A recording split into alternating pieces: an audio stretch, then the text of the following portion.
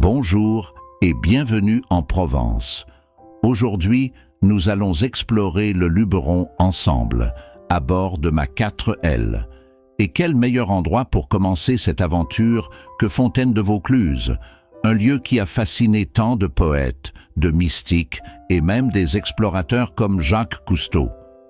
Jacques Cousteau et son équipe ont plongé ici, cherchant à percer les mystères de cette source profonde.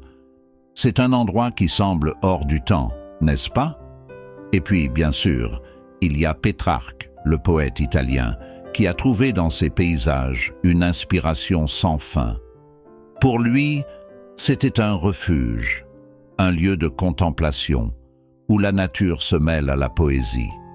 Maintenant que nous avons pris un peu de cette sérénité, il est temps de partir pour Gordes. Cette route que nous empruntons, bordée de cyprès et de champs, est l'une de mes préférées. Il y a quelque chose de magique dans ces paysages qui défilent, une sorte de beauté tranquille qui vous fait ralentir et apprécier chaque instant. Gordes, c'est un joyau. Perché sur son rocher, ce village semble surveiller la vallée comme un gardien silencieux. Et les boris, ces cabanes de pierre sèche, sont un rappel touchant de la vie simple et laborieuse de la Provence d'autrefois. En vous promenant ici, vous avez l'impression de toucher du doigt l'histoire. Ah, voilà! Trouver une place pour se garer dans Gordes peut parfois relever du défi, surtout en été. Mais avec un peu de patience, tout est possible. Maintenant, c'est l'heure de découvrir le village à pied, et je dois dire que c'est de loin la meilleure manière de l'explorer. Ces ruelles sont un véritable labyrinthe de pierre, où chaque tournant révèle un nouveau petit trésor. Vous voyez cette porte en bois là-bas? Elle pourrait bien avoir plusieurs siècles. Ici, les maisons semblent suspendues dans le temps, avec leurs volets en bois patiné et leurs toits en tuiles qui ont vu passer tant de générations.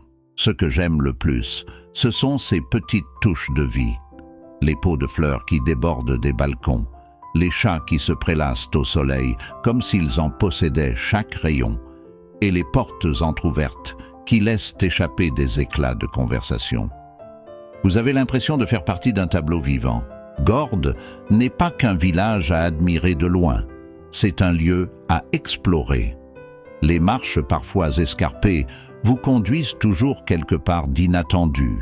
Un petit café caché derrière une église, un atelier d'artiste avec une vue imprenable, ou même un vieux lavoir où l'eau continue de couler doucement comme elle l'a toujours fait. Et si nous faisions une petite pause ici? C'est le genre d'endroit où l'on pourrait passer des heures à observer la vie du village, tout en sirotant un pastis bien frais. Les habitants de Gordes ont compris qu'il ne sert à rien de se presser. Ici, on prend le temps, on savoure chaque instant. C'est ça, la Provence. Pas seulement les paysages ou le soleil, mais aussi l'art de vivre, cette façon de trouver la beauté dans les petites choses.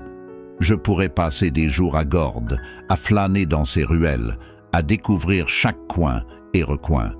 Mais notre aventure ne fait que commencer, alors profitons encore un peu de cette vue avant de repartir. Ah, les champs de lavande! Quelle merveille! C'est comme si la Provence vous enveloppait dans une étreinte parfumée. Ici, les saisons sont marquées par la floraison de ces champs, et chaque année, le spectacle est aussi éblouissant que la première fois. Ensuite, direction Roussillon, où les ocres du village éclatent sous le soleil. Mais avant cela, j'ai une petite surprise pour vous. Nous allons faire un pique-nique sous un olivier, une tradition locale que j'apprécie particulièrement. Voilà ce que j'appelle un vrai repas provençal. Olives, pastis, fromage, charcuterie, tomates, baguettes croustillantes et du raisin que j'ai soigneusement sélectionné au marché du village hier matin. Simple mais délicieux, c'est tout ce qu'il faut pour profiter de ce cadre magnifique. Et maintenant, en route pour Roussillon. Ce village est une explosion de couleurs, un endroit où la terre elle-même semble peinte à la main. Les ocres de Roussillon sont légendaires, et en les voyant, on comprend pourquoi tant d'artistes ont été attirés ici. Après un bon repas, il n'y a rien de mieux qu'une petite balade pour digérer. Le pont Julien, construit par les Romains, est notre prochaine étape. C'est fascinant de penser que ce pont a traversé les siècles, résistant au temps comme un témoin silencieux des époques révolues. Après cette plongée dans les couleurs de Roussillon, nous nous dirigerons tranquillement vers Lourmarin pour le dîner. Un village animé et plein de vie, où chaque soirée semble se transformer en une célébration de la vie provençale. Albert Camus a trouvé ici un refuge, et je dois dire que c'est l'endroit parfait pour conclure une journée en Provence. Qu'en pensez-vous? Une journée bien remplie, non? J'espère que vous avez aimé cette petite escapade. Et peut-être que la prochaine fois, vous serez vous-même au volant, prêt à explorer ces paysages. En attendant, merci de m'avoir accompagné et à très bientôt pour une nouvelle aventure en Provence.